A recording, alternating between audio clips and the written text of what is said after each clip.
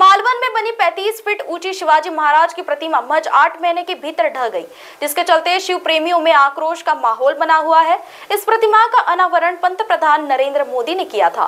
नौसेना दिवस के अवसर पर छत्रपति शिवाजी महाराज की बहादुरी को सलाम के रूप में सिंधुदुर्ग जिले के मालवन में एक पूर्ण एक्शन प्रतिमा स्थापित की गई थी। इस अनहोनी घटना के चलते गोंदिया में कांग्रेस तथा शिवसेना के कार्यकर्ताओं के द्वारा विरोध प्रदर्शन किया गया, जिसमें अपमानित करने वाले दोषी ठेकेदार के खिलाफ कार्यवाही की मांग कांग्रेस के कार्यकर्ताओं द्वारा की गई। गोंदिया में कार्यकर्ताओं द्वारा छत्रपति शिवाजी महाराज के पुतले पर जल अभिषेक कर अभिवादन किया गया, जिसके बाद जोरदार घोषणाबाजी कर इस घटना का निषेध किया गया। सिंधुदुर्ग जिल्ह्यातील मालवण तालुक्यामध्ये राजकोट किल्ल्यावरील जो पुतळ्याचं अनावरण मागच्या 8 महिने अगोदर देशाचे पंतप्रधान स्वतःला ताकदवर समजणारे राष्ट्रनेता नरेंद्र मोदींनी त्याचं अनावरण केलं। आज आपल्या गोंदिया जिल्ह्यामध्ये मागच्या 50 वर्षामध्ये जितके पुतळ्याचं अनावरण झालं तो एकही पुतळा आजपर्यंत पडला नाही। अतिशय कमी सिमेंटमध्ये उभा केलेला पुतळा पडला नाही, परंतु 250 कोटी रुपये खर्चून ज्या पुतळ्याचं अनावरण पंतप्रधानांनी केलं तो पुतळा एका सेकंदामध्ये 8 महिन्यामध्ये कोसळून जातो। ही लाजिरवाणी गोष्ट महाराष्ट्रामध्ये घडली आणि त्याचं कंत्राट, त्याचं आर्किटेक्चर, त्याचे स्ट्रक्चरल डिझायनर जे लोक होते त्यांना कुठल्याही प्रकारचा एवढ्या मोठ्या कामाचा अनुभव नसताना फक्त ते RSSचे दलाल असल्यामुळे त्यांना काम देण्यात आलं आणि या कामामध्ये षडयंत्र केलं ते देवेंद्र फडणवीस, एकनाथ शिंदे आणि अजित पवार यांच्या सरकारने नौदलाला हाताशी धरून त्यांनी भ्रष्टाचार केला आणि अशा प्रकारचं शिवाजी महाराजांच्या नावावर सुद्धा भ्रष्टाचार करून पैसे कमावणाऱ्या सरकारचा निषेध करण्याकरता आज गोंदिया शहर काँग्रेसच्या वतीने या ठिकाणी आंदोलन करण्यात आलं आणि आम्ही या गोष्टीचा जाहीर निषेध करतो।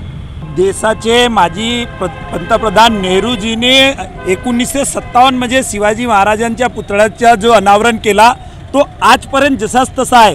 पण आताचे जे प्रधानमंत्री आहेत, पंतप्रधान आहेत, त्यांनी जो 4 डिसेंबरला पुतळ्याचं अनावरण केला तो कोसळून गेला। हे अतिशय भ्रष्टाचारी सरकार आहे। चंदा दो धंदा लो या पद्धतीने काम करतात आणि यांनी महाराष्ट्राचे दैवत छत्रपती शिवाजी महाराजांना सुद्धा सोडला नाही। एका बाजूला आमच्या आया बहिण्यांच्या आबरू लुटल्या जातात आणि दुसऱ्या बाजूला महापुरुषांच्या अवहेलना करण्यात येत आहे। ही सरकार अतिशय भ्रष्टाचारी आहे। या सरकारला इस्तीफा देण्याची गरज आहे। महाराष्ट्र टीवी 24 के लिए अभिषेक भटनागर, गोंदिया।